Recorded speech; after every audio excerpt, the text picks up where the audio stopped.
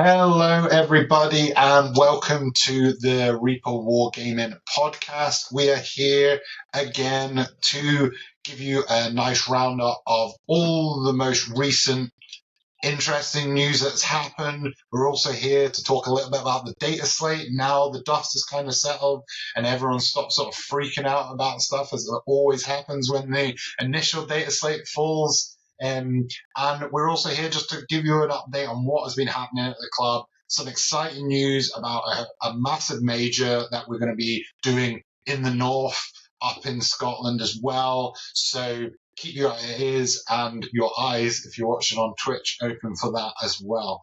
So first of all, what's going on in the club at the moment? Absolutely heaps of stuff. Membership is out there, so if you haven't got your membership already, get that. It's still in that early bird phase, so you get a really sweet set of dice alongside it as well. It also just gives you access to loads of really cool stuff. Our learn to plays, our different events that we have going on as well. It just gives you a lot more ability to just be part of the club in a wider sense and get access to everything that we have. If you're not sure yet, don't worry, you can still come down to the club, you can still book a table, you can still play whether you're a member or not. We would just love you all to be members because we want you to be all part of the family, you know? And also, if you are not part of our Discord, anyone can join our Discord. So our Discord, super active, channels for all the armies, channels for all the game types. We've even now got a Magic the Gathering channel for all you card nerds out there, me included. We are definitely going to make Magic in the club. Tomorrow is what hopefully is going to happen. But I'm super excited for it. I love it. I'll get those cards out. He's been creating his commander deck right now. Larry has like 12 commander decks of all different shapes and sizes. So yeah, super excited. We're just continuing to expand. Any game that you're wanting to play, you can come down to the club as well. Also, super exciting news. We've got our first in-house teams competition coming up. I'll pass just over to Keir quickly to plug that. What's been happening over in Teams Land, Keir? Okay, so Teams Land has been very exciting as of late. So we are doing our first in-house Teams event, and that's going to be on the 13th and 14th of April. It is a 4-player Teams event, and we're going to be playing on WTC format maps. We had a lot of interest from the club, so we decided the fairest and funnest, I think, way to do it was to put everyone's name in a list, pick 4 people from our team that went to the last Teams event representing the club, elected them as captains, and we did like a fantasy football ladder draft of all of the players to end up with our 4-man teams. So our teams are selected. We are all strategizing. We have a gentleman's agreement. None of the admins will look in any of the other teams' channels. My team, of which I am the captain, have already got the best name, Charles's Angels, and there will be no debate about that. I'm the captain, and it's my choice. For those of you who don't know Charles, he is the angelic man that runs around making sure everything runs smoothly on club nights. So yeah, it's going to be really good fun. I think everyone's starting to really get into the spirit, and hopefully we'll start seeing some practice games soon, maybe even some practice scrims against other teams. Oh, amazing. Another, super exciting thing, different format. It's very different from your normal tournament style. So yeah, keep an eye out for that. We're potentially, hopefully, going to look into how we could expand teams to other teams outside of the club as well. But right now, it's going to be super exciting to have an in-house tournament as well.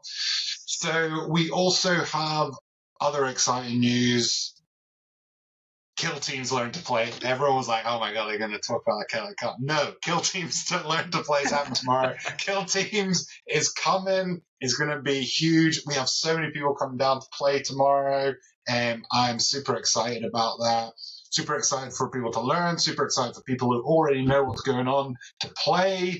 It's going to be great. And Field teams are just a really fun format as well to get into. So just having people down with a much smaller array of easier to paint models because there's so few of them, and playing each other in a different style and a different format that is a lot more fast-paced and reactive. So really excited about getting into that, and there seems to be a lot of hype on Discord right now about it, so really looking forward to that. But into the actual big news, Major coming up into Scotland, super exciting for us, with Stat Check as well. That great partnership, putting on a huge major, 100-person major in Scotland, and we are already getting nice steam to it. People are excited up here. People are excited right across the country.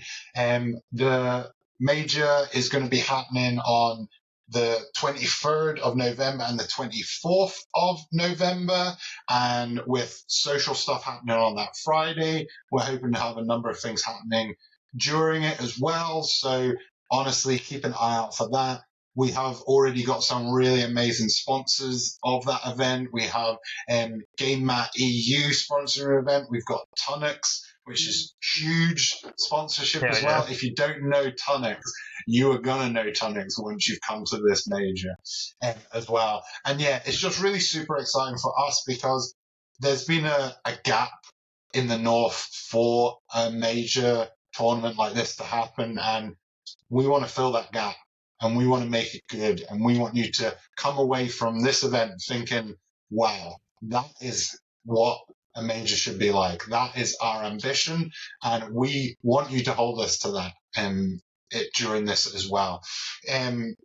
Kieran, Larry, Al, anything else you want to add about the Celtic Cup? Look out for tickets. They're coming soon. We'll be releasing information. If you don't already follow us on Instagram, follow us on Instagram, and we'll just be posting it everywhere. So I am not going to lie, I think tickets are going to go really quickly if our actual just standard GTs are anything to go by. So it's going to be hot to get those tickets. So please watch out for when that gets released because you're going to want to be on it.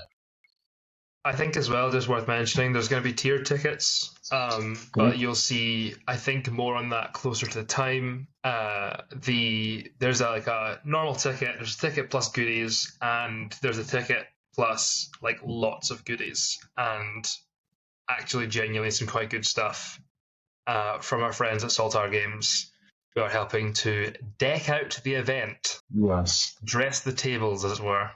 Yeah. And just all that partnership work. It's just great to see the Scottish community coming together to put on something like this as well. That's been such a great thing to really be working together to promote a game we all love up in the north as well. So honestly, look out for that. We'll be plugging more on it as more information comes out. So honestly, keep listening to the podcast because it's amazing. But into news. First bit of news. We have 3 news items on today's show. First bit of news is going to be the Kroot box. Here, you have a lot of views on this. Tell us how excited you're about the Kroot box, baby. Kroot are back. Okay, I want to preface this. I love Kroot. I own lots of carnivores. I don't own the other Forge World models because I actually hate resin, but I love Kroot thematically. Let me tell you, I'm an excited man because there's the new Kroot box coming with the Drop of the Tau Codex, the Kroot Hunting Pack. It's going to be, I think, speculated about 160 quid, 170 quid, so box with Codex. And it is going to contain, these are all brand new sculpts in plastic, 20 of the new Kroot carnivores, which look fucking sick. Oh, which look really good. Yeah. We're an over 18s club. Whatever. Yeah, hell yeah. Flip it. I'll say whatever I want. We've got, 20 of the new Kroot carnivore sculpts, which look amazing. A brand new HQ unit called the War Shaper. Previously, Kroot just had the Shaper, which just did one thing. The War Shaper, however, is a new HQ who is specifically a battlefield commander responsible for positioning of troops in the field. So I'm speculating he might give a unit forward deploy, perhaps a redeploy on some crew units. Then there's another brand new HQ also in the box called the Flesh Shaper, which is another brand new HQ, and it guides the feasting and the carnivorous aspect of the Kroot. Because for those of you who do not know, the Kroot eat their predated foes in combat. They then absorb their best genetic traits, and that's how they evolve as a race. It's very cool. But yes, the Flesh Shaper guides that, and I'm thinking, to be honest, he's probably going to provide a buff similar to the current Kroot Shaper, which is if you destroy a unit with your Kroot, if you destroy a unit in combat with your Kroot unit that he's attached to, they get a 4-up from the pain. So I think it'll probably do something similar, or +1 attack, something like this. Another new sculpt, the Krutox Rider, which is great because they look awesome. Imagine a chicken fucking a gorilla, and this is the baby, right? Now put a gun on its back, right? A big cannon on its back, and have a little Kroot jump up on top of it to man the cannon, right? Like a mad buccaneer. That's a Krutox Rider. Brand new sculpt. Currently, they are pointed real cheap, and they're kind of a chaff unit. I'm hoping, and I mean this in a general sense for all the Kroot, we're going to see some points increases. I'd like to see the Kroot get more expensive and get some better rules alongside it. Otherwise, this large, expensive box of plastic, I mean, at the moment, a Shaper's 40 points, so there's 80 for your 2 Shapers. Carnivores are 100, that's 110 points of Carnivores, 170 points, plus 35, 205 points, and then that brings us to our last unit, actually, is the brand spanking new, never before seen, Krutox Rampagers. So the lore for these guys is the Krutox are the big gorillas, chicken, love child. These are like adolescent, moody teenage Krutoxes that adolescent, moody teenage Kroot ride into combat because they have the energy, the vim, the vigor, the zeal to charge in and just tear stuff up in combat. So they are going to be a new fast combat unit, starting in squads of 3 up to squads of 6s. They are going to be a cavalry unit, and the implication I think is going to be it could be good for trading on objectives, which is exciting. So yeah, I think the new Rampagers, I'd like to see them some decent rules, some decent point costs. Same with the Krutox. At the moment, it's 35 points. So realistically, if we don't see any points increases, it will be like 170 quid for a box for less than 300 points of models, which would be not a great deal. So very seldom do I pray for the points. Admech players, Keir, that's... Listen, that's Admech a bargain. Players deserve. I played against Admech in early 9th, man. I played against Triple Stratoraptor. Like, that was absolutely no fun. Yeah. He's like, here's my plane that bombs you and then shoots you 16 times, hitting on 2s. Honestly, Gene Stewart cult players as well, Keir, have no sympathy for that chap whatsoever. Well, you know what? If that problem affected me, I'd care about it more. So. I think what's really exciting about this box as well is, number one, I think a lot of people want a really good Kroot detachment, but also it has potential to give Tau a little bit more versatility in other phases, and it not just be about if either you do well in this phase or you don't do well in this phase, and it decides the whole of your game. Yes, basically. Yeah. Like if you flop a shooting phase as Tau, you might be in hot water. Yeah. Yeah, you play a fair bit of Tau here, but they seem. Yes. I get the impression that Breacher squads in Devilfish are just very, very good. Yeah, they're nuts. Actually, you know what's funny? Where's this one? I mean, they're nuts until I literally just bought and assembled 2 more Devilfish because they're that good, right? Like, I just got 2 more Devilfish. That's how good they are. Yeah, so you'd hope if they're going to release these new models that are theoretically contesting objectives, they'll make them on par with probably the best thing in the Tau Codex. Breaches. Yeah, so. I think the Fruits Tau Index, right? at the moment are like 2 attacks, hitting on 3s, strength 4, no AP, 1 damage. I'd like to see 1 AP. That would be cool. Yeah. Like 1 AP in combat. Their shooting can be rubbish. I don't really mind that so much, but Yeah, I just want to see some cool, interesting rules because their unit rule as well is like if you destroy a unit in combat, you get a 5-up feel no pain, which is cool. But also, like when do you destroy a unit with your strength 4 no AP attacks? So, but yeah, if you're going to contest the breachers, which are rad, you'll need to be quite good. So, Amazing. Just out of interest, Keir. When we know more about it. Oh, sorry. Sorry, I think sorry, there's Al, a what were time you delay on saying? my internet here. Keir, so just as a point of interest, the crew, can they get into Devilfish as well, or are they like exclusively no? Nope. Crew Damn, invested are shame. just not allowed to get in transports, which is fine That's a because that's not really what they do. I don't, it is and it isn't. There's enough. You already have so much stuff you want to put in the Devilfish. Like, I think Pathfinders are great because then you can give the transport a scout move and stuff like that as well. But yeah, the Vespid are cool too. But praying for plastic. Oh, also, just for what it's worth, while we're talking about Kroot, I meant to mention as well, the new Kroot Hound release has already been confirmed in plastic. They look great. That was kind of expected after the Kill Team box. Yeah. But there's been a lot of hints about a fast HQ that can keep pace with the Kroot Hounds, which is kind of making me think maybe some kind of Narlock rider, which old Warhammer fans will remember. It's like a mad T-Rex chicken that Kroot ride. If anything, I want more T-Rex chickens in my life. So that's going to fill that hole. That's going to fill that hole. Yeah. I mean, I think so. The lore is they eat stuff and then evolve traits of the stuff they've eaten. So they're eating a lot of gorillas and a lot of chickens. Yeah. Lots of chickens. I feel they, yeah, there's a deep well that GW could drink from there. So you could eat a giant kangaroo with a pouch, Yeah, that would be cool. Monstrous transport vehicle for your Joe Rogan on his podcast, like, we've never even seen a True Talk's weight train, so we don't know their hypothetical max strength. Yeah.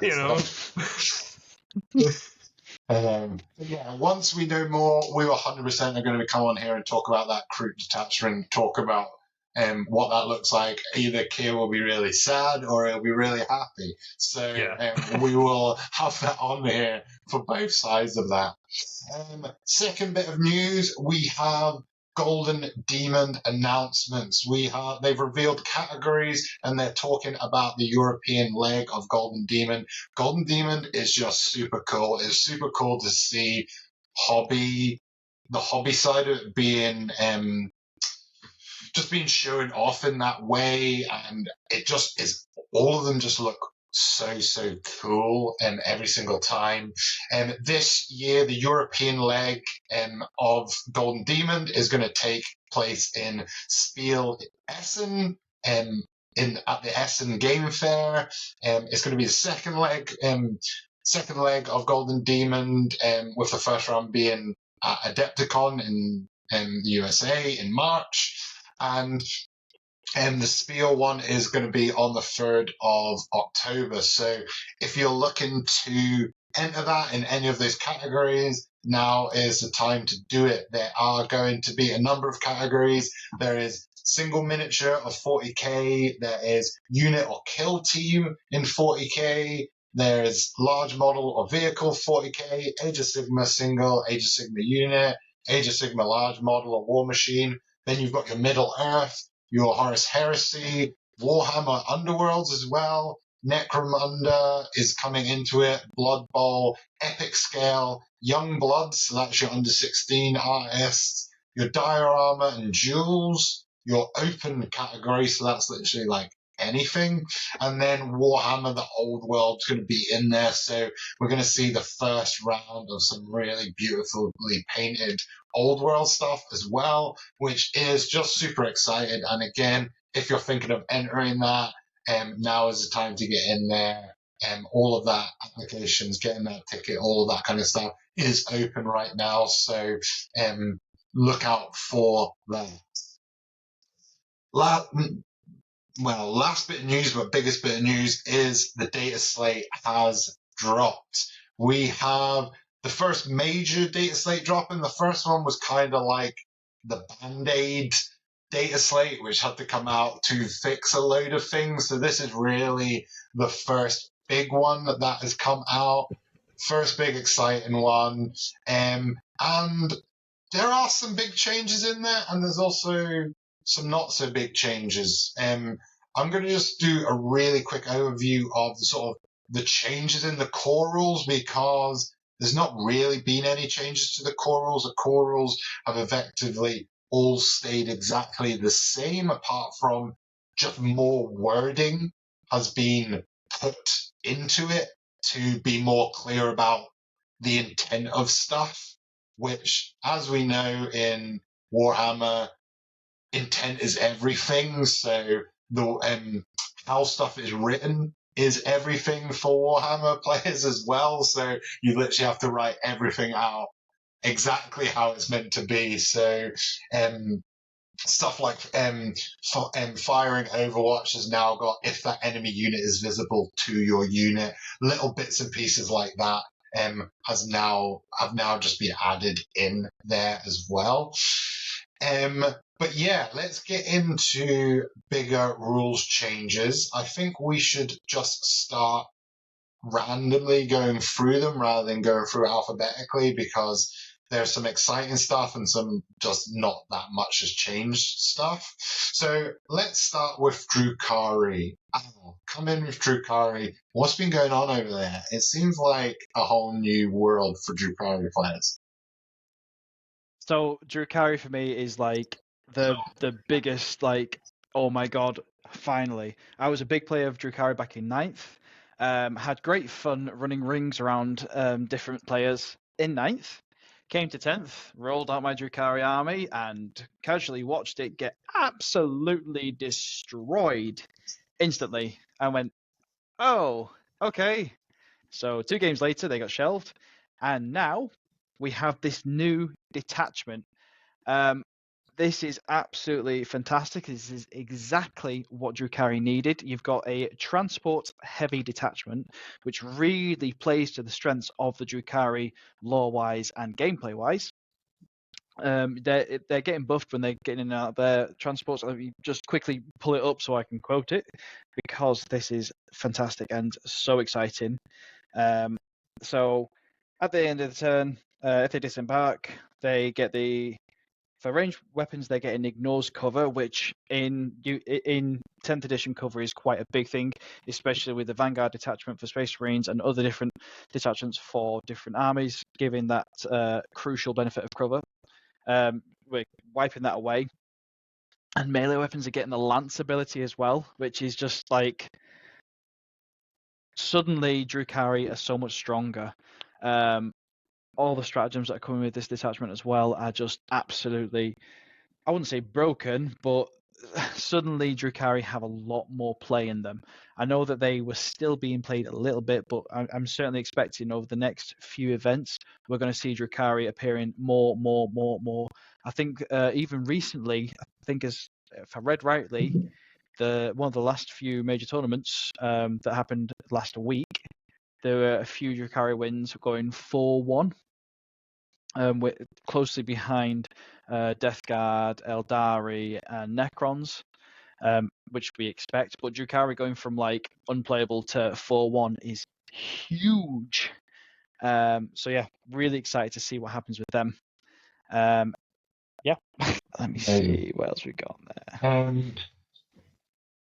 Yeah, so Drukhari may be coming back. People are dusting off their Drukhari, because honestly, since the start of 10th, I haven't heard anything about Drukhari, as in, like, no one has been playing Drukhari whatsoever. They've really messed up Drukhari. So, it is good to see them come back.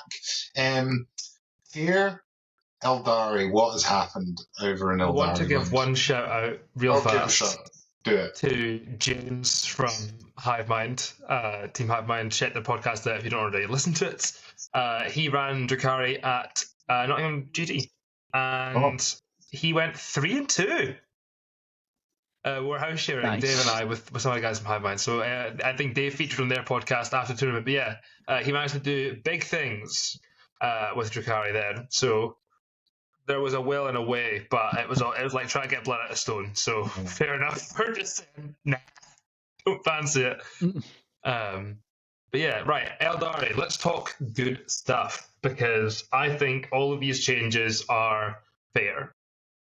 Because, in a general sense, they've moved the rules for Eldari closer to the rules that everyone else plays with.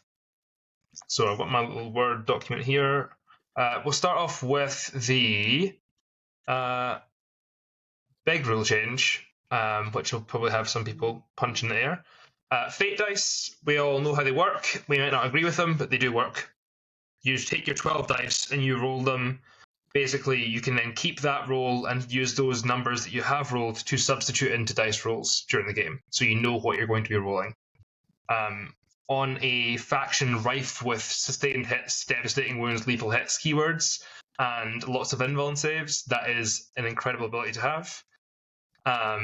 So you used to get 12, now you get 6. Big change. Half as many. I think it's still very good. I think, if anything, it pushes Eldrad to be more viable, because Eldrad gives you an additional 3. So you get the 9 instead of the 6, and I don't think you feel the sting quite as much there. However, Eldrad, there's not like a lot of good units for him to join. I think he can join like a Warlock Conclave, which are a bit pants, and Guardians. But his psychic power is good too. He just points at a unit that he can see with an 18, and everyone gets +1 to wound him, which is really not bad. So that's the change to Fate dice, and I think, yeah, could see a few Eldrads taken in lists to really manipulate those dice. My favourite change of all. Phantasm. We all know it, we all hate it. What a really difficult to play against stratagem. Used to move you a normal move up to 7 inches. For those of you who don't know, you spend a command point at the end of your opponent's movement phase, and any of your infantry units can move up to the normal move, up to 7. Now you move a d6. So Wraithguard can't just sail out past the wall and be guaranteed to all make it back behind that wall. There's no risk involved.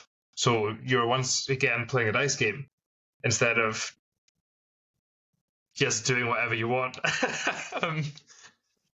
So that's the first hit to Wraithguard. Second hit to Wraithguard, Fate's Messenger enhancement. Used to flip a d6 to an automatic 6 once per phase, per battle round? No, I think it might have been per turn, sorry. For the unit. So you take your Spirit Seer, you give him this enhancement, and then when your Wraithguard, let's say in your opponent's turn they Overwatch, you just take your free lethal hit AP4 on your D-Cannon, but you do it after you roll, which is really good. Or you would roll to hit in your shooting phase, and you would take your free 6 after you roll, and to do the dev wounds. Or even just going clean through for the 6 damage. I think you can do it with damage. Not sure. Regardless, doesn't matter anymore, because now it's not the unit, it is simply for the model you can get an automatic 6. So the Spirit Seer is not much of a bruiser, and I don't think you'll be seeing this enhancement nearly as much anymore. I do think there is a bit of a niche on the Autarch Wayleaper, because he gets a Meltagun. So being able to secure the automatic wound at like AP4 D6 plus 3 damage is quite nice, because Meltaguns do tend to be winning on 5s, so against their preferred targets. So that's a big change. Third hit to Wraithguard, because they deserved it. They used to... Okay, this rule was janky. Whenever they were attacked, they'd be able to, once per phase, when they were attacked, after the attacks are resolved, they can shoot, like the shooting phase. So this is janky for 2 reasons. Firstly, if you pulled, like, basically, like, you go in, you line your 2 squads up to delete the Wraithguard unit, you shoot them with the first squad, then what happens is, like, the Wraithguards just turn and delete the second squad that haven't activated yet. That's not how this rule works, I think, for any of the other factions that have something similar. Now the Wraithguard are forced to shoot back at the unit which shot them, which is a great change because it means you can actually interact with Wraithguard. I think between that and the Phantasm change, Wraithguard stonks are through the floor. They're still fine. Their profile is very good for shooting, but I think that they're just nowhere near as efficient as they were because you're missing your free automatic 6. You can't automatically dip behind a wall every single turn. Now, there's risk involved there, and you can't just delete the second unit after the first unit attacks you. So there's now you're going to be losing Wraithguard, basically. Great change. See, I know that a lot of Eldari players are going to be infuriated and be like, "Oh no, they've broken them." But I think this really does encourage a more tactical sense in the gameplay rather than just look what I can do, done. It's going to really push players to be like, right, I need to protect these and I need to use them effectively, making them change strategies and making more impressive moves, different I can't even think of the word now. I've lost the words. I'm just very excited for this Dataslate and for all the changes it's bringing. Yeah, I mean, I'm just stoked to not be like, okay, I'm going to lose a unit to Wraithguard every turn, and there's not a huge amount I can do about that. So, more good changes. Night Spinners, we all know them, we all hate them too. Night Spinners don't stop you advancing anymore. Excellent change. Don't know why they did in the first place, because nobody else's version of that rule does. So now it's just -2 to movement and advance and charge rolls. So really nice. I think there was a lot of debate about the nuance of units which automatically advance 6. They don't roll. It's not treated as a roll, and so you don't subtract 2 from that, but you still subtract 2 from the move. So there's a bit of nuance that probably should be FAQ'd. However, yeah, not stopping advances now means that you can actually maybe still get up the board instead of, like, if you're Death Guard, just crawling up the board because of a Night Spinner, which shoots you from out of line of sight. They're still good. People. I don't know if anyone has been like, Night Spinners are dead. They're absolutely not. They're still very good. They're just expensive. Yeah. And there's one more, and I heard, I think it might have been on Art of War, a quote which I'm going to steal, but I have credited them. So the Incarn used to be able to bounce around the board when stuff died. I think it was pretty much unlimited uses, right? Yeah. Or was it once per phase? Okay, unlimited uses before. Whenever something died, the Incarn could just be there. Yep. That sucked. Especially because Indirect was so strong for Eldari. They could just nuke something out of a back corner and get their Incarn out of trouble, right? So now the Incarn can jump once on each of your turns. So it cannot jump in your opponent's turn, is how I have read that. Yep. Have you guys had a look? Yeah. That's a huge deal. 5 jumps per game I can manage. And what I heard on Art of War that I'm stealing was they said, this is not going to make a huge difference at top tables, but it's going to make a massive difference in the middle tables. Because people of like normal skill level found the Incarn really, really hard to play against. Just because it can get out of danger so easily. So yeah, those are the rules changes. I don't think I've missed anything. And also worth noting, Wraithguard and Night Spinners have gone up in points. Again, deserved. So don't get me wrong. It might feel bad if you've just painted 3 Night Spinners and 20 Wraithguard. But it's got to be said, you're now playing the same game as everyone else. And Eldar are still winning tournaments. Recently, Eldar have just won tournaments with brand new lists because that book is real good. Yeah. No, 100%. So in terms of, I'll just bring in some of the smaller changes right now that have happened. Adeptus, the Sisters of Battle, basically, not much has really changed for them. A few small changes. Morven has gone up. Exorcist has gone up and Archivagilance have gone up, which was to be expected. We always see with GW when stuff is being used a lot, the points go up, and stuff that isn't being used very much, the points generally come down just to get different models being played on the table as well. Because the Dominans, the Paragon Warsuits, Repentia, and Zephyrim have all dropped as well. And the only other big change really for them is the Triumphant of St. Catherine's, and now allows you to perform 2 acts of faith per phase, rather than, I think it was 1. Oh no, before it was any number at the time, which is pretty wild for them as well. For Genestealer Cult, there's been some minor wording changes, which is just the way it was meant to be played anyway, and there's just been one small points drop for pure strain Genestealers in lists, but really there hasn't been a lot of change for Genestealers. Nothing's really going to change in terms of list building, apart from maybe you can get in another character or someone to really help teams with your opponent with Assassinate, and get those points racked up on Assassinate for people as well in there. So let's move over to Grey Knights. I'm going to bring Larry in here to talk a little bit about Grey Knights, if he is happy to do so, around not lots of changes, but some small changes that have happened there for the Grey Knights.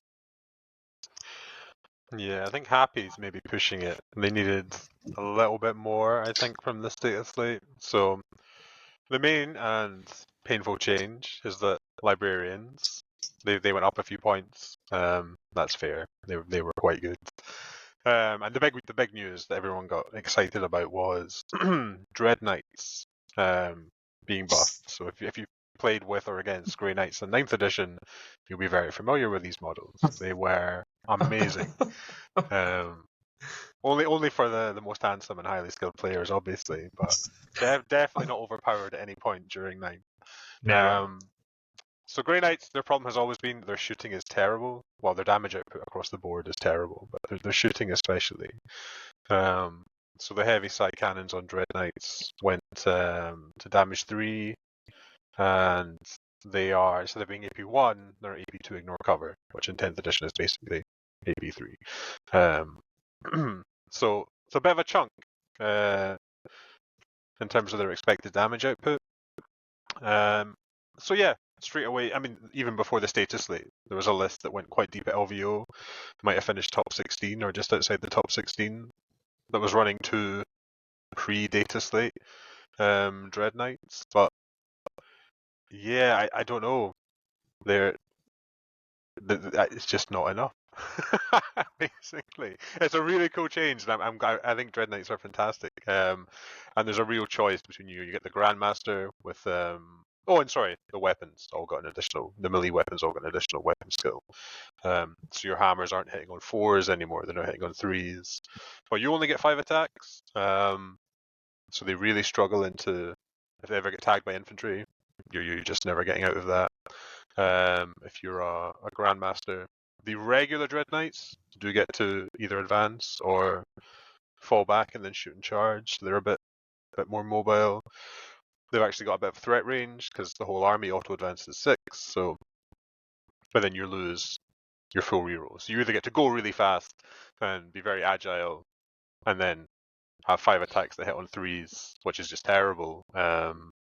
Or you play the Grandmaster, gets the rerolls into your vehicles, monsters. But if you ever actually try and hit, say for example, a Catan with a Grandmaster Nemesis Dread Knight, it will very quickly make you very upset. So I'm keen to see where they go. I think the lists maybe do end up just reverting back to, here's a bunch of Terminators on objectives, here's a bunch of units teleporting around scoring secondaries. Can you catch me before I score more points than you? But yeah, if I end up being wrong and the Dread Knight meta returns, I'll be overjoyed. I love playing with them. But yeah, maybe just a bit too cute. And I think, although people are saying the overall meta power level has come down quite substantially, the raw numbers on Grey Knights are still middling. I think they probably still have a few too many very difficult matchups for me to be confident that I'd take them to a 2-day event. You know. Yeah, that makes sense. Oh, one last change. Clarified. Drago got technically an ever so slight buff. He's like the linchpin of so many Grey Knight lists. First time his unit comes out of Deep Strike, they get plus 3 inches to their charge.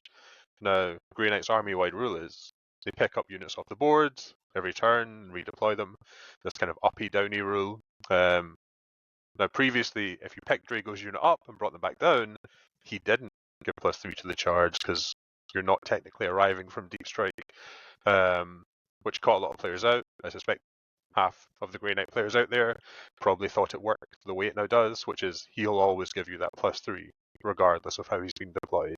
So, yeah, nice little quality of life change, but yeah, nothing to write home about, I don't think. Yeah, that's fair enough. And yeah, we'll see.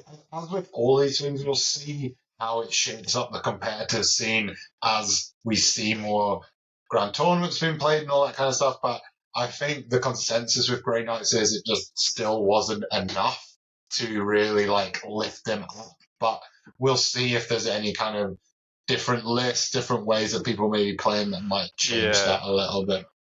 I think it's very you can tell where Grey Knights are when you look at the Grey Knight army rule, which is pick up 3 units a turn, redeploy them, and you set that alongside the Necron Hypercrypt detachment rule, which is pick up 4 units a turn and redeploy them. And then you say, well, okay, Grandmaster Nemesis Dread Knight, that costs 200 points. A Catan Shard of the Nightbringer, or whatever, is 250. And it's worth 3 Dread Knights. So, exactly. I think it's that Hypercrypt and Grey Knights do not compare favorably side by side. Even if that matchup could be give or take. But yeah, it's galling. The Grey Knights are just sitting there while Necrons remain untouched in this update. Yeah, 100%. And like literally, there's not really much to say about Necrons. Pretty much nothing changed for Necrons. We could be seeing Necrons being quite dominant for a little while. I think like it's just really strong codex with a lot of being able to never be dead, which in Warhammer is gonna be good for you. As I found out with GSC right at the beginning of 10th edition when you were literally never dead, and I played a game with our president Dave, and I don't think he killed anything. Nothing ever died because it was just like alive the whole time. I thought he was going to retire from Warhammer after that one, man. I I've never had to say sorry so many times. Like, sorry, man. Like, they're just still there. Never apologise. Never. The meta cycles round. Never apologise for playing broken stuff. But no, I was just going back to Teams chat earlier about obviously the teams. They've drafted these 4 in-house club teams. I am the odd one out in that I am captaining a club team for the people that went to the previous team's event. But I'm still in the chat with the other captains and the draft process, and I was joking to Keir and saying it's not about the names. Just first pick a Necron player. There are only 3 in the pool. Yeah. The team that doesn't get a Necron player is in real trouble. So I don't know. Maybe who got last pick? Who didn't get a Necron player? Maybe they'll have to borrow an army or paint one up. Honestly, I'll be fine. You will not be fine. Here's the thing. If we just win all our games, it doesn't matter what faction we play. That is true. That's my strategy. People talk about attackers and defenders and favourable matchups covering each other's weaknesses. Just win your games. Do you know That's what? blowing my mind. That's blowing my mind. That's the Seems same obvious ilk to me. of Dave's battle strategy of just roll 6s and you'll be fine. Yeah, just roll 6s every time. Sorry, I think just roll 6s is a bit derivative, but just win games. Just win games. Yeah. Roll 6s as long as you're winning games, you know? Literally, yeah. Keir's a very hands-off captain. He's not going to micromanage the exact numbers you roll on the dice. He'll just inspire you to win every game. Just win or you're banned. Something we should probably note about teams for people that haven't been made aware of this is the scoring system is so much different to normal games, which is, in fact, Keir, do you want to just explain exactly how it works with the scoring system? Indeed. It's on a differential scoring system. So instead of winning 98 to 97 in teams, that would be a draw because if you're within 5 points of your opponent, it's called a 10-all draw. If you exceed your opponent's score by 5 points, it becomes an 11-9. So you gain a point and they lose a point. That continues on to the best result being a 20-0, and obviously the worst result being a 0-20 if you win or lose by 50. So then what you do is you total up the points scored by all the teams, and as long as your team's total exceeds your opponent's team's total, I think, and also exceeds, is it 75? You need to beat with a 5-man's teams? There's like a minimum score that you need to beat, and also need to beat your opponents to win the 5-man team series. But we're going to look at that in our rules pack, because it's 4-man teams. It's going to be a little weird with drafting. Obviously, I'm not going to tell anybody how drafting works till the tournament, so that I have an advantage. So that's exactly. Again, seems obvious to me. Gives you plenty of time to read up a how to draft guide. Yeah, exactly. Yeah. Actually, my PowerPoint is on my laptop. I just need to record it. I have a little how to teams presentation for the guys. Oh, amazing. See, this is all proceed with false information. And then keep the real strats for your own team, Keir. If you can't win, cheat. That's the second part of my winning philosophy. If you can't win, cheat.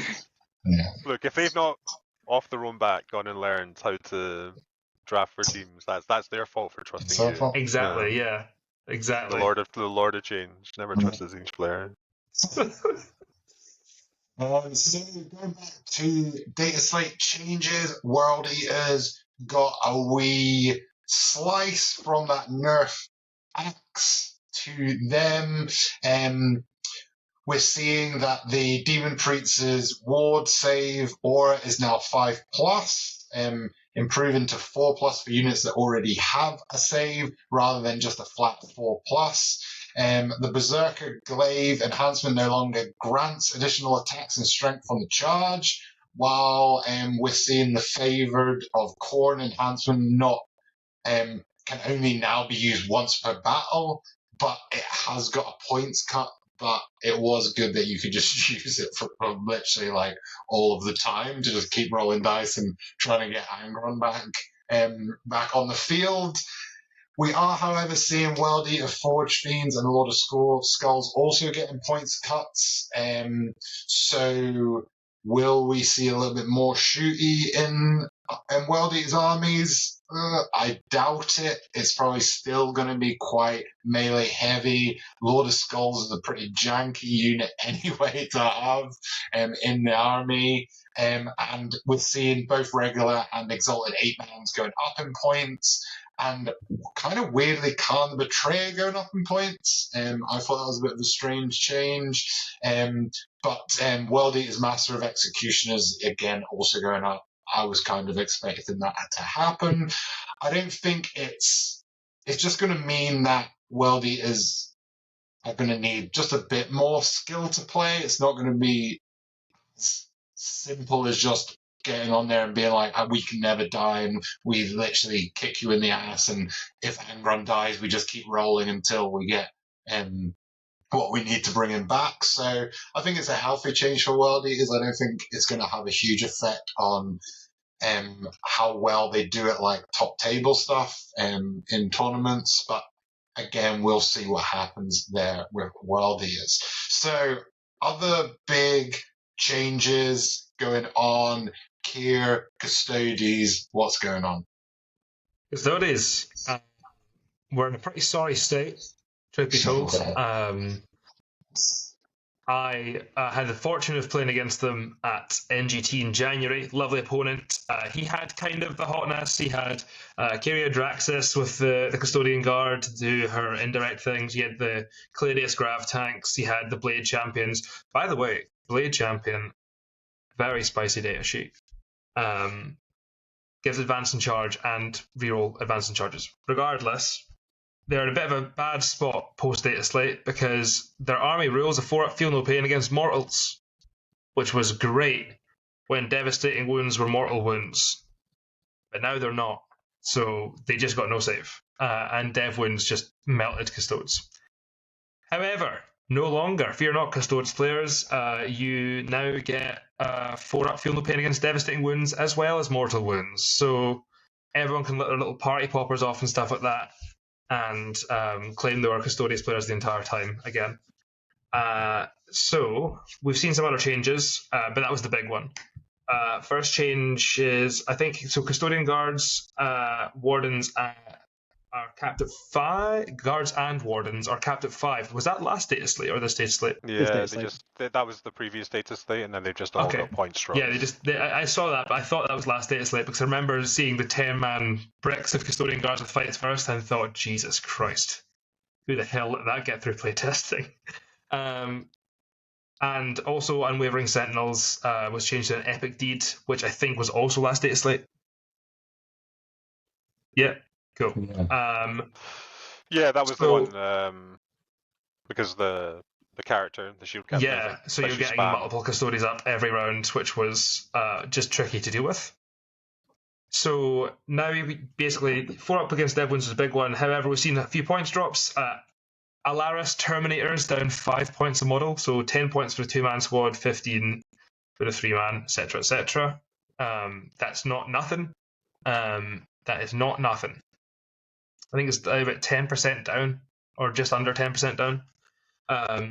Guard also down 4 points per model. Sorry, 5 points per model. That's nice, because you like to feel Custodian Guards. You're just going to get more stuff now. Virtus Praetors down 5 points model. They're absolute dog excrement anyway. So it's not going to make them takeable. But what might make them a little bit more tenable is the Shield Captain and Dawn Eagle Jetbike, Jetbike, not Jetpack, down 40 points per model. He was crap before. He's still crap. Don't know if he's good, but he's cheaper. I don't know if he's good. Because I was going to say, you could run him as a cruise missile, but he's actually not that killy. The bikes just need a bit of a... It looks hella cool, and you can do some cool kit bashing stuff with it too. However, we're all dirty power gamers, so, what does it matter? Because they're a bit rubbish. The bikes are just a bit of a disappointment. I think a lot of Custodes players have had like a real chip on their shoulder about it, and kind of rightly so, because they were really good last ed, and this ed they're just, why bother? They're still T6. Mm-hmm. T6, 2-up, 4-up. That's just the same as a Custodian Guard, Like, they're like Custodian Guard, a little bit faster, but also can't move through buildings, so not any faster, and more expensive. Basically. Yeah. Not good. Not good. And the good characters can't attach to them. Like the Blade Wizard is rad. He's really good. I played against 2 of them in GT, and they like really extend the threat range just so much, because Custodes aren't up to too much in shooting, but in combat they're really very good. So yeah, points down on Wardens, Guard, and Alaris Terminators. Excellent. 4-up against Dev Wounds. Super excellent. Points down on Praetors and Shield Captain. Literally, who cares? I think that's pretty much the TLDR. The Shield Captain's actually... He competes with the Blade Champion. It's just slightly too many more points, usually. Sorry, it's the Shield Captain on Jetbike is who I was referring to. Oh, sure. Shield Captain on foot, absolutely fine. But Shield Captain on Jetbike, literally just, why bother? Yeah, for a unit to go down about a quarter of its points and still not be pickable. But in the past, they may be suffering for the crimes of previous editions, when you used to just take 3 of them. Oh my god, bro, I remember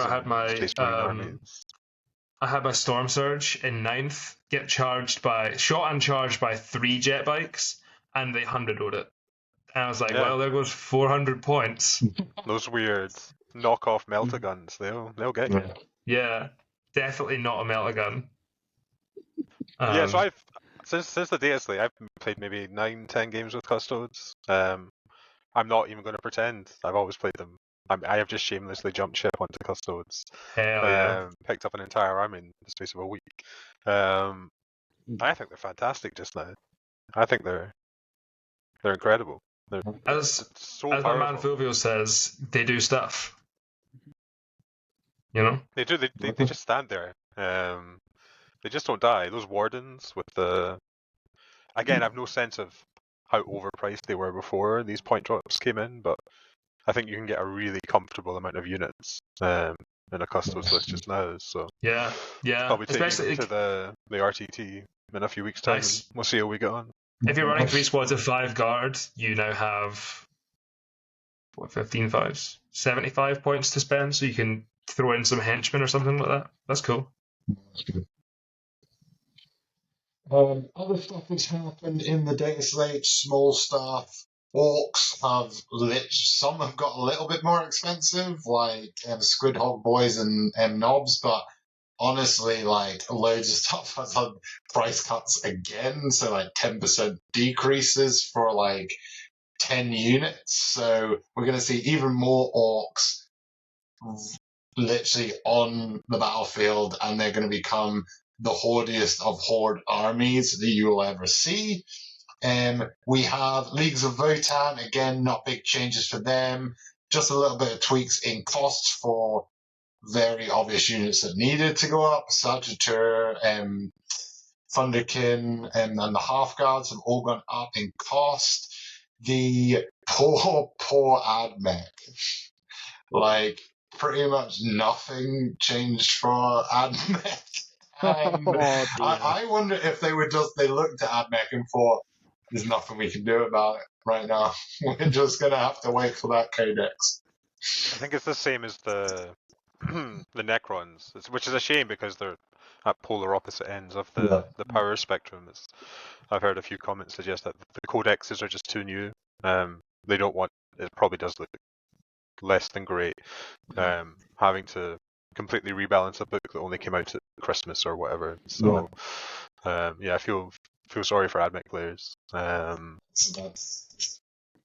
Again, I think maybe for the sins that are past also, like, I remember the 9th ed AdMech for like the first half of the edition, they got kind of slapped down a bit in the last half. Mm-hmm. But like, Forge World Lucius, like ignoring AP 1 and 2 Scutari that were a nightmare. I still have 100%. flashbacks to those AdMech armies just going, oh, there's a unit there. I don't like that. Let's take that off the table, and we'll take that unit off as well. Just like, what? Oh, okay. Nothing you can do against them. Just like accepting your fate. The Death Guard is the same as well. No real rule changes for them. Just a little bit of wording changes in their rules.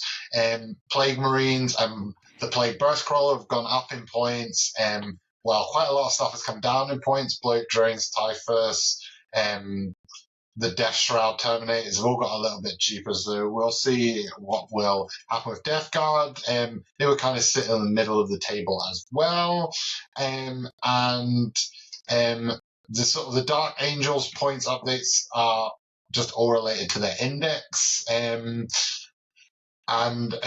Which is weird because the Dark Angels Codex is now available. So we'll see what that actually means. I don't think it really means much for Dark Angel. I think it's exactly the same thing as you were saying there, Larry, like not really going to touch stuff that they've only just released and brought out. No, the Dark Angels Codex isn't even officially out yet. Yeah, exactly. So, and they look like they're going to be terrible. They're terrible now. They're probably going to be terrible in a month's time. I think just quickly on Death Guard, they were actually one of the best armies in the game, give or take. Coming into this Dataslate, so it's probably good that they got a little bit of a tap. It's not a massive one, but it does kind of keep them in check if everything else around them is going down. Forward and backward though, because Typhus came down and so did the Death Shrouds. Yeah, Typhus looks really nice. Typhus is 80 points now. That's nuts. Yeah. Again, very similar to Grey Knight's Librarian when you look at that data sheet. It stinks. Yeah. And Death Shroud, I don't even know if they're good now, but I love those models. They were good before, and they are still good. Yeah, no, 100%. Damn right they are. Al, demons. What's happening with demons? So Chaos Demons, they're looking actually all right. I mean, No one sees them on the table anymore because they're terrible, or they were. Oh, there is. Yeah. Yeah. But they've had widespread drops across their entire range. Things like Keeper's Secrets, Great Clean One, and even the Soul Grinder. I mean, last RTGT, the last GT I went to, there was a Chaos Demon player there, surprisingly, having fun with Blue Horrors. And I know that he'll be happy about the Soul Grinder going down because it is quite a punchy unit. It does do damage, and to have it a bit cheaper means they might see a little bit more play. I mean, they're not going to do as well as Necrons, Eldari, and stuff like that, but certainly in the lower tier of competitive play, maybe coming to the mid tier, I can see them having a bit more play now that they've got a bit more flexibility of what they can take, just in terms of having weight of models. Bloodletters, Blood Crushers, they're all coming back. The Demonettes, they've dropped as well. I'm interested to see if it's enough to bring them back just through sheer weight of models. Probably not, but Blue Horrors are fun. Blue Horrors are hilarious to play with and against. So we'll see. So look out for those. Look out for those demon players. Other things, Chaos Space Marines, they needed some kind of like little tap on the shoulder at least, especially with those unbloody, accursed cultists. Having shot into the cultists and just watching them not dying and just continuously coming back, there needed to be something happen there, and it has happened. They have been nerfed. Their objective withdrawal has dropped to 1. Their ability to return models has been limited to just in their controller's command phase, which, to be honest, makes it feel a lot more balanced.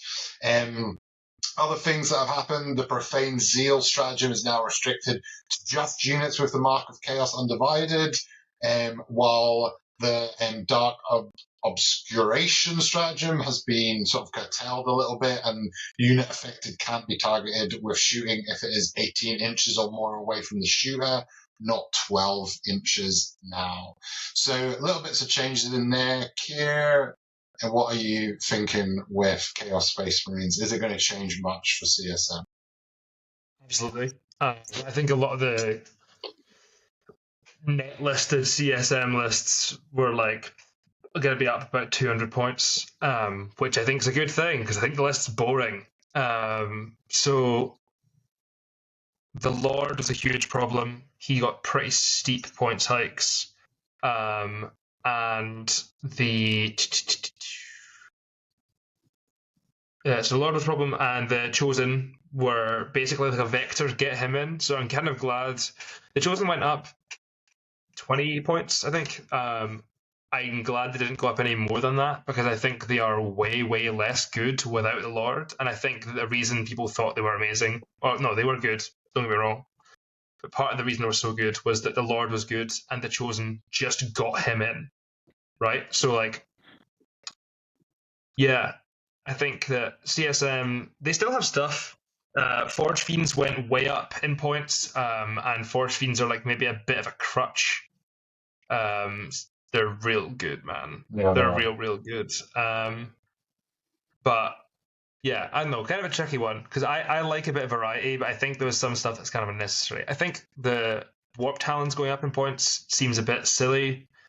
They weren't causing people problems. 100 points was kind of fine for them. They were just like scoring utility unit, not a big deal. I think that the Blitz going up maybe a bit unnecessary because I think without the Chaos Undivided strat doing full hit and wound rerolls, they get like kind of unreliable anyway. So probably didn't need to go up. I'm pretty sad there was some stuff that we didn't see coming down. I'd love to see some changes to either Mauler Fiends or Venom Crawlers. I think they're kind of bad. And I think they have potential to be good. Like they have some good rules, but they don't have quite enough good rules. Yeah, the Dark Obscuration stratagem change, big deal, really big deal, because circles, areas, is pi r squared, every incremental change in the radius of the circle is like exponential. So the area of being unable to be targeted from 12 inches is vastly smaller than from 18. It sounds like a smaller change than it is. That is a huge, huge deal.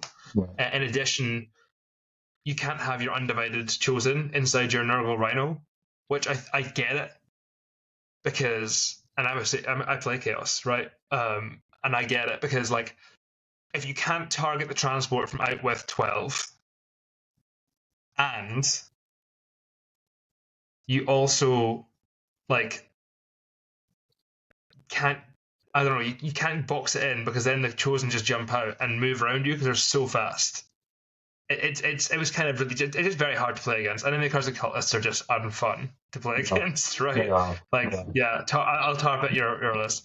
So I think all the changes are pretty justified. I would have liked to see, all the changes apart from like Warp Talons and Blitz are kind of justified. I know some other things I'd like to have seen, but didn't get the chance to. Do you think they've maybe gone a bit over the top here? Like yes. So the Mark, Chosen could have been up 10, Nurgle Rhino with the undivided chosen inside. Yeah, that's a good change in a vacuum. It's flavorful. It matters, but they also changed the. Well, we've got Profane Zeal, Nurgle Stratagem, Chosen, Chaos Lord, and then the Mark change. That's 5 nerfs for the one combo. And then points increases. I was including that, the points changes, but that's 5 nerfs onto the same combo. Maybe seems a bit overkill. CSM were super obnoxious beforehand, like way more obnoxious than Eldar. You just can't stop them getting in. Like, CSM will just run you down. Yeah, it'll be interesting to see where the lists go. What I was really upset about when you were chatting about units that didn't get a points drop, Vashtor the Archifane. Nah, he's dog shit. No one's put him on. I don't think anyone's literally ever put him in a list since that model came out last year. Bro. Like, they put him in a list just to spite you all. They could have changed that data slate. They could have made it good. You know what? I wouldn't. I don't want to see a points drop. I want to see his rules get better. He's a model I think looks like he should be quite expensive. Yeah, it does. I'd just give him better rules. It's like Riptides. Yeah, Riptides are 155 points. What the hell's going on with that? They're huge. You tell me. This model is the same point. Oh, do you actually have a Sun, Sorcerer, and Terminator armor. No. This guy with enhancement, they are almost the same points. Yeah. Is that not mad? That's nuts. Give it better rules. This is like a really bad version of Blue Peter. And here's what I prepared earlier. I just wanted to put it on the record, because we did touch on the Demons changes.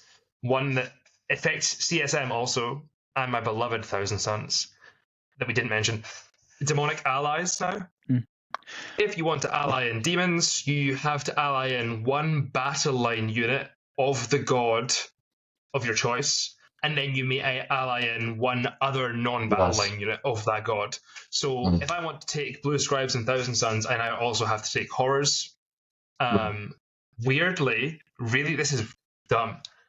Weirdly, Nurglings are battle line, so CSM can just soup Nurglings in like normal, and Death Card can still soup them in. But they have. But they were the most obnoxious demonic allies. They've gone up in points now. 5 points. Who cares? That's I pay that every time. You pay your extra 15 points. Chaos Knights might actually care. That's like a really specific amount of points. Their brigands are randomly. Their list is goosed anyway. Yeah, right, because the brigands went. Yeah, downgrade their brigands. But the allies change. Chaos CSM again. No sympathy for CSM players. You knew what you were doing, but it did seem like they just went absolutely ham on them. And obviously they've touched Eldar with a few nerfs, but Eldar are probably still one of the best armies in the game. They're still winning tournaments, literally first place. Yeah, CSM. Who knows where they'll land? They're not going to be terrible all of a sudden, but it just seems.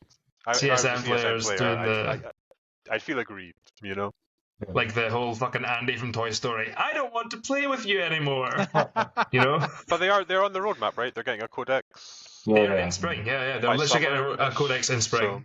Sorry, early summer. I think it was early summer. You're right. This year, you know. Give me my fucking Demonkin detachment for CSM already. I have Possessed, I have Obliterators, I've got my Mauler, my Demon Engines too. They're all ready to go. You're ready. Hell yeah. Other notable changes, and small ones, Imperial Knights. only real change for them alongside the Chaos Knights. Points changes are similar in the reductions of their like Chaos counterparts. And their lay low Tyrant Oath, which allow the player to reroll one result of 1 each time they attacked, now grants rerolls to any single dice, which is better. So maybe see some them doing a little bit better, but no real big stuff for them. Towering still hurts them quite a lot. And other stuff that's happened, big ones are Blood Angels. Their buff now grants them +2 strength on the turn they charge, not just +1, which pushes their power fist up to strength 10 and their chainsaws up to strength 6 on the charge. So that's a big change to them, and then being able to hit some of those lighter vehicles, lighter tanks, and just doubling out the toughness of like Termagant hordes and people like that as well. They're going to be pretty spicy in melee combat, I think. It's actually kind of neat. It's a very specific breakpoint because you can give them lance and lethal, I think, for a CP in Blood Angels. Yeah. So basically, like, if you push those power fists to strength 10 and then give them +1 to wound, you will be wounding light vehicles in 3s. Really interesting thing I saw as well was the Incarmine swords on the Sanguinary Guard. With +2 strength, go to strength 7, which means even heavy vehicles with lance you're wounding on 4s, because strength 7 +1 to wound will still wound T12 on a 4. So you're wounding pretty much anything on the game on 4-ups with your Sangard. That's kind of a niche change, to be honest. I think they're still bad compared to the other Space Marine detachments. Model or something. Yeah, that's what I'm saying. I think they're still bad. Like, I think that's the problem with basically all of these. There's too many options. Codex compliant Marines, they're all just trash. Well, here's the thing though. They can just be like, cool, that's fine. I'm going to take all my characters and play fucking Ironstorm or whatever, Vanguard. So they've got options. I don't feel sorry for them. Ironstorm, Gladius Task Force, it's been there since the dawn of 10th. Gladius is great, dude. Gladius is so good. Vanguard Ultramarines, like your Space Wolves, your Dark Angels, your Blood Angels, they have to go such a long way to even come close to be playable. Don't get me wrong, Sanguinar is sweet, Death Company are sweet, Vile Predators are sweet, but I don't think you ever want to play that detachment. I think they can just do other stuff in other detachments. Even like, I don't know. I think it's like a shame that like something like the Space Wolves detachment. Sorry, the Space Wolves units are better in the White Scars detachment than they are in Space Wolves. Really, just kind of sad. Yeah, are they good now? Wolfen? Is Dave still in the chat? No, I think Wolfen is still pretty pants. But the Thunderwolf Cavalry in the White Scars detachment, I think can like do a weird thing where they advance 9 inches and then charge, which is cool and makes them actually quite good. Yeah, but it's niche. It is still niche. Other big stuff that's happened, I suppose Astra Militarum had a little bit of increase in their mana cores, but they're also now allowed to. They've changed the wording of orders, so characters can issue them after disembarking from transports, not just during the command phase, which might give a little bit. Yeah, maybe give a little bit of flexibility and make it more sort of mechanized, focused, and force more viable as well. Like the Scions were built around jumping out of transports, so to not be able to do orders after you got out of transports seems like just kind of an oversight and kind of sad. 100%. So now Scions are, I guess, functional at least, which is good because Scions are cool. Except when I don't know, if they get like a little too hot. No, it's Kazarkin. It wasn't Scions. Never mind. Scions are cool. Scions pass the cool test. Scions still cool. Yeah, hell yeah. Has anyone got to the bottom of whether an officer embarked in a Chimera can issue a command in the command phase, then disembark and issue another one? Did we? Oh my goodness. That sounded on a surface You can level ask reading one of of the the rules. 3 Astra Militarum players in the UK that. Well, I think all the best players are saying Astra Militarum is now the best army in the game, so Really? we might end up with a lot more Astra That Militarum is players. shocking Yeah. to me. I say all the best. I'm literally just people I have heard on a podcast, so don't read I that saw, as some wild when we were insight. at Nottingham, I They're think. getting chat. They're getting a lot of chat about just being busted. I was playing a game against them just before we started recording on TTS, and yeah, I can see why. When we were at Nottingham, I think I saw Nassim playing them. But he had the artillery car park with like triple Manticore, I think. Was. And now the manacles have gone up, so Rightly so. They are toxic. it's what. So before we end the stream, before we end the podcast tonight, we have questions in our show questions. If you ever have questions for us, please just put it in the Twitch chat. Ask us whatever you want. We're watching it. We're looking at it. We're looking at you arguing about Necrons versus Votan. We're seeing all of that stuff. Don't you think we're not? We're reading all of that. It's been some good chat happening today. The question that we have is from Russell, one of our members. Question from me: any good advice or content to help new players with list building for tournaments? We will start with. I'm going to start with Larry. Yeah, absolutely. So it really depends. A good starting point, and again, if you played card games or a lot of people, a big part of this hobby is just playing what you want and, putting your fingerprint on the army you're playing. So there maybe is some resistance, but the best thing to do is just type into Google Warhammer 40k top fours. There's a site called 40kstats.com that just lists all the lists that have finished within a top 4 at a major event recently, or alternatively look at every Wednesday goonhammer.com, put up a meta watch article, again listing all the top performing lists, and just look at those lists and then look at the units that are included and then read the data sheets of those units and try to understand why the units being picked are being picked. You don't necessarily, I wouldn't say, if you just are literally starting from scratch, completely blank slate, you don't have any preference, yeah, just copy one of those lists word for word. But what I found really useful when I was starting out was saying, well, I think this unit's really cool. I think this unit's really cool. These look really good. I'll play them even if they're bad. But what's the other half of the army going to be? And yeah, if you just get used to reading these sites, following the tournament coverage, and just try different things out. But there's certainly loads of good sites out there with resources for lists. So if there isn't already, that's probably a resource we could pen on our Discord. Yeah. I think in general,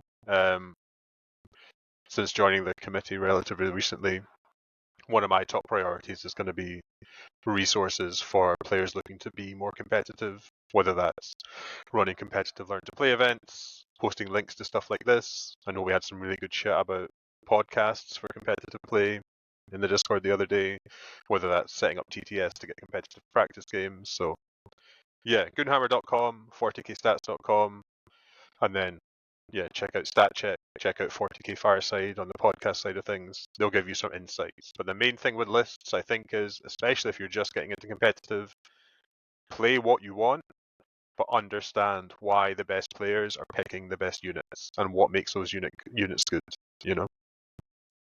If I could just chime in on the back of that as well, some great advice I've had. He's still here. Oh, cool. He's maybe. Sorry. He's there. I'm having some wild internet issues today. It's weird. Just to chime in on the back of that, one of the best pieces of advice I got was stick with a list. Like once you pick your list, stick with it, play it lots of times, and don't be afraid to lose. Like go into those players that you know are much better than you, because 9 times out of 10 they're going to give you some honest feedback and they're going to help. Listen to them, adapt, and use your losses to your strength. There's no such thing as a bad game, just a bad way to receive it. Thanks so much, Al. I am going to move into another question that's coming to Twitch. I'm going to aim it at you, Keir, if that's all right. Yes. Just a quick question. Do you think teams as a format will ever become the default?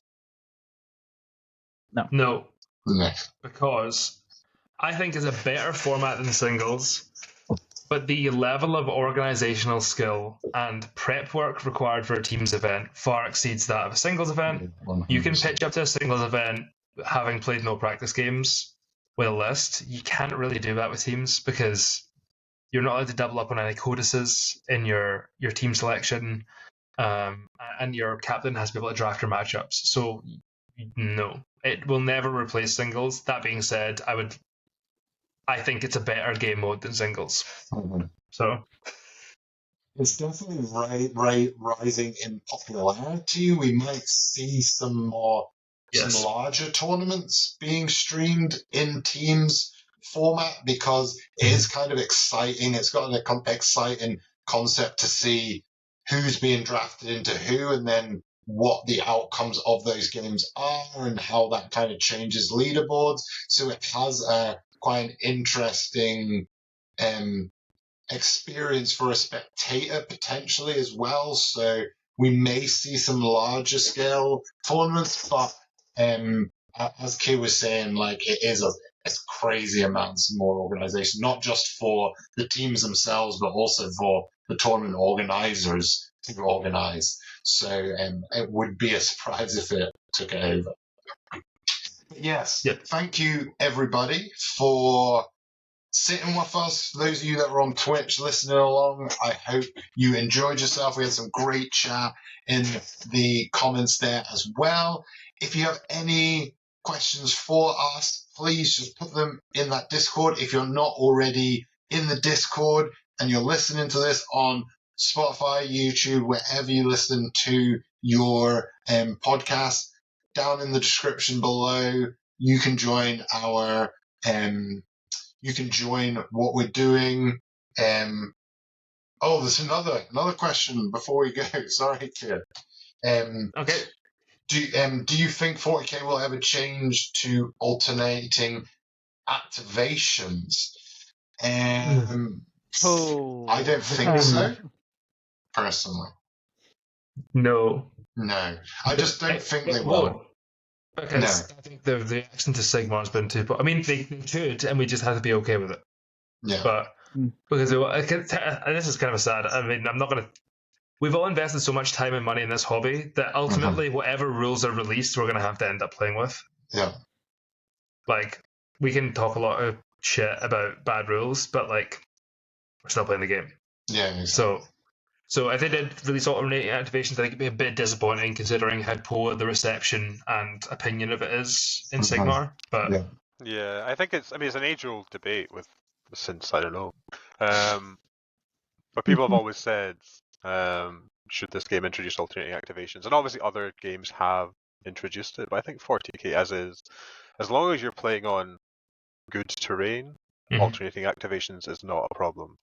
I think the root of that question is generally someone getting tabled on turn one and thinking, well, that wasn't very fair. I didn't get to use any of my units. So I think over the last few years, there's been a pretty seismic shift in the community towards using sufficient amount of ruins, walls to hide your units behind. There have been long stretches where it was preferable to go second because your opponent could shoot literally 0 things on turn one. I think it still is. Because you score last when you go second, you know? Yeah, but I think the turn advantage 5 is scoring, there. all the rest of it. So I think, I can see the argument for it. I always thought, there's some validity there, but I think the way terrain is in 40k just now, they've got such a good thing going.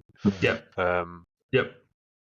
I think there was one more question as well from, is this Spaded Any Boy? plans for more Reaper battle reports?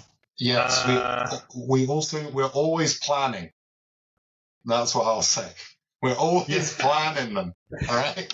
It's just a little bit harder for our setup at the moment, but that doesn't mean we're not going to have them. It's just that we're just thinking of the best way. So when we do release them, people are getting a good bang for their time. You know, if they're going to sit and listen to our battle reports, watch those battle reports, we want to make sure that they can actually hear what's going on, they can see what's going on. We want to just make sure the setups good for that. So we want to make sure that we do that properly rather than just do it to say we're doing battle reports, if that makes sense. So look out for battle reports over the coming year. And hopefully we will be able to do a few more because we enjoy doing them. And if you want to be part of them, please say, because we would love to film you as well playing the game. So we would love to do that. And yeah, on that note, if you want alternating activations, come along to learn to play kill teams, because that's what alternating actions is all about, and it works great in kill teams because of how kill teams is. But thank you very much, everyone, for joining me today on this podcast. Hope you've all enjoyed listening. Hope if you're listening later on, you also enjoy the podcast. Let us know what you think in the comments. Like, subscribe, all that beautiful stuff is great for us. It helps us spread our love for this hobby wider. And yeah, thank you very much for listening. And we will see you all very, very soon in the club and in the ether too. Goodbye, everybody. Thanks, everyone. Dinner.